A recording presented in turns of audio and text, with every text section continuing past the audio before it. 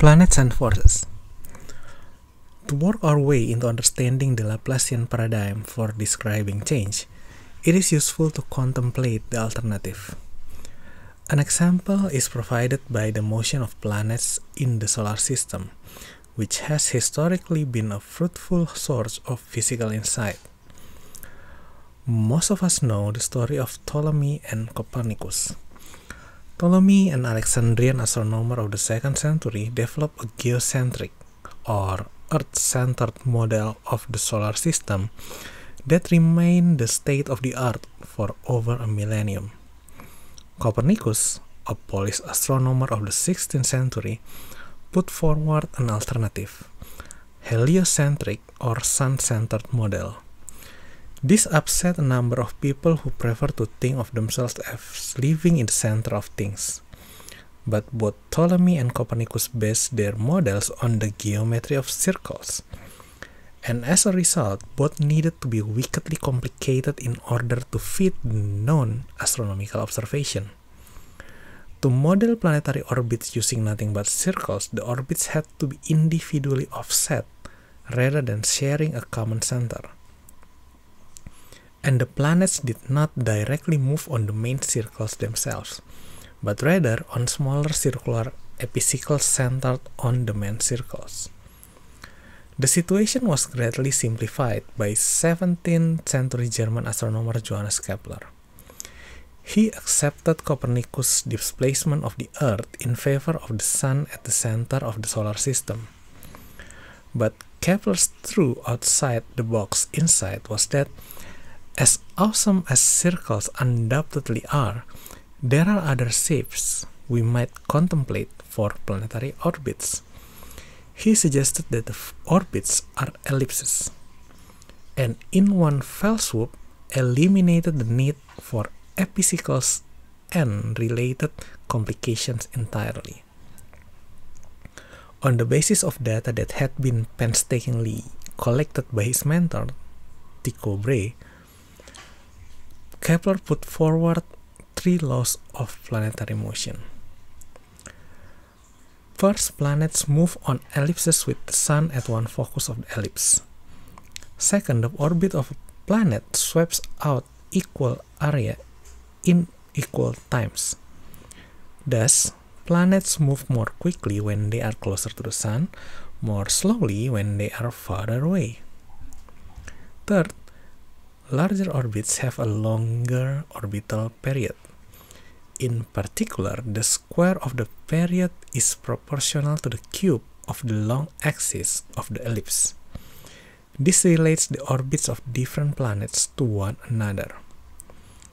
Kepler's laws represented an enormous step forward in our understanding of planetary dynamics. But as with any such advance, new questions instantly arose. Why do planetary orbits obey these laws? Is that even a sensible question to ask? This and related question preoccupied some of the best minds in the world at the end of the 17th century, the dawn of the Age of Reason.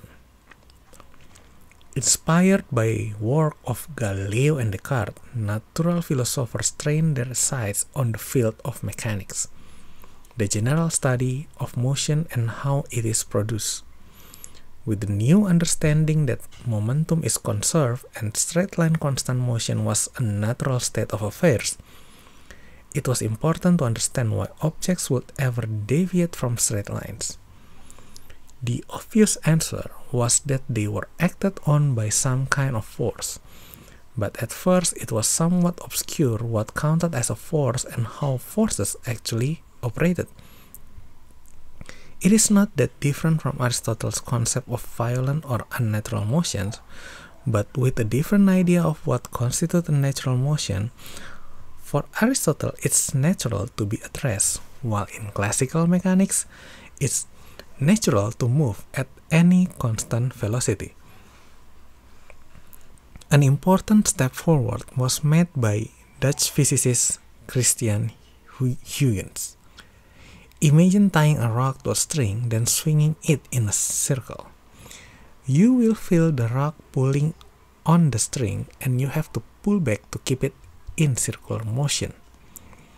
Huygens derived a formula for the amount of centripetal force you needed to exert to make this happen.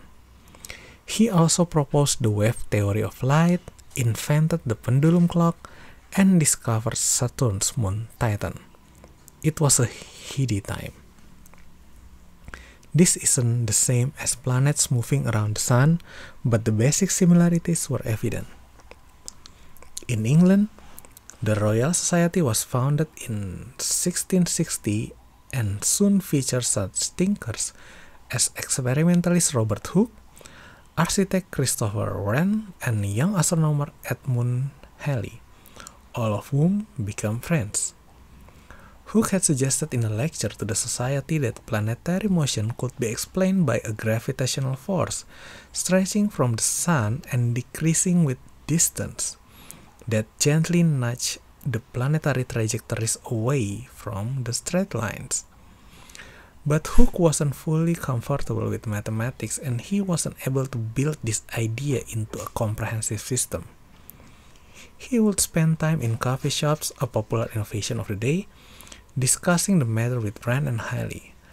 By 1684, the friends had come to understand that Huygens' formula for centripetal force could be used to derive Kepler's third law. If the force of gravity from the sun obeys an inverse square law, the gravitational attraction decreases as the square of the distance to a planet. A planet that was 3 times as far away would feel 1/9 of the force. What they were not able to prove was that an orbit under this kind of influence would actually take the form of an ellipse.